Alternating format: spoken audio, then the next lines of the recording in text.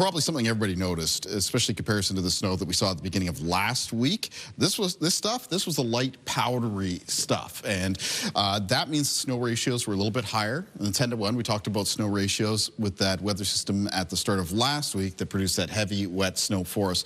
Just on a note, while we're talking about snow ratios, that 60 centimeters that Toronto got, some of those snow ratios were in the range of around 20 to 1 up to around 30 to 1. So very light, powdery there. The powdery snow does tend to add up a little bit more depth-wise than the heavy wet stuff, but you also tend to run into less issues when it comes to like weight of the snow on tree branches and power lines, and it tends to be a little bit easier to move out of the way as well. So there's some pros and cons to it. Another con for the light powdery snow, by the way, though, is when you do have winds, it can blow into drifts a little bit easier.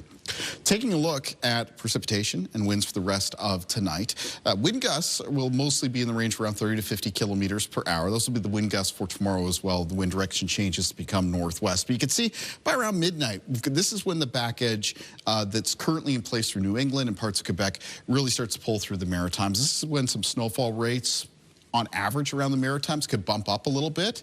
And then as we move into the overnight hours, it'll become light and then down to flurries through western areas of New Brunswick and the southwest of Nova Scotia. By the start of the day for tomorrow, say 7 a.m., down to flurries for the east of New Brunswick, snow diminishing to flurries for central areas of Nova Scotia, and then the last of the steadier snow around Prince Edward Island and eastern areas of Nova Scotia, including Cape Breton, and they should be down to some lighter snow or flurries by around noon.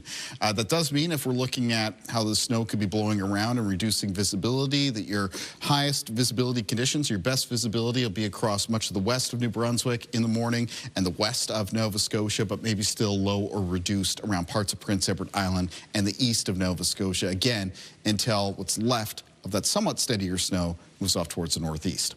Low temperatures in the forecast for tonight. For most of Nova Scotia, Prince Edward Island be several degrees below the freezing mark.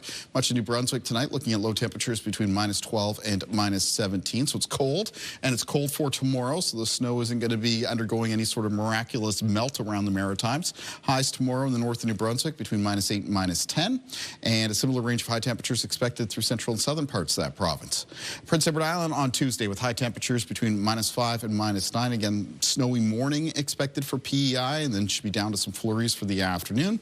Same thing goes for eastern areas of Nova Scotia, -3 to -6 for Cape Breton, and between -2 and -6 for the eastern shore and north shore of the mainland. Cumberland, Colchester, Hants counties, Halifax County for tomorrow, high temperatures between -4 and -7, mostly -4 on the Atlantic coastline. The Annapolis Valley tomorrow with highs around -7, cold day for the valley, -5 at Digby, and then around the south shore of Nova Scotia, high temperatures between -4 and -6.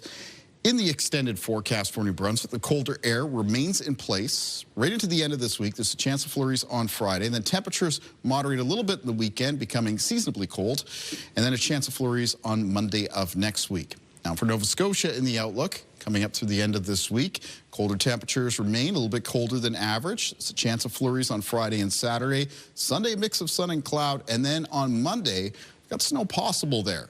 There are indications in a lot of the long-range forecast models that there is going to be another nor'easter-type weather system developing around the eastern seaboard of the United States. But this far out, we don't have the certainty yet as to whether or not it's going to get close enough to impact us here in the Maritimes. But most of the guidance has it there. We'll just have to wait and see how close it is likely to get. So snow possible Monday of next week. Prince Edward Island in the forecast, colder temperatures will make our way through Wednesday and Thursday. Both days a mix of sun and cloud. There's a chance of flurries on Friday and Saturday. Sunday, a mix of sun and cloud, and then snow possible on Monday.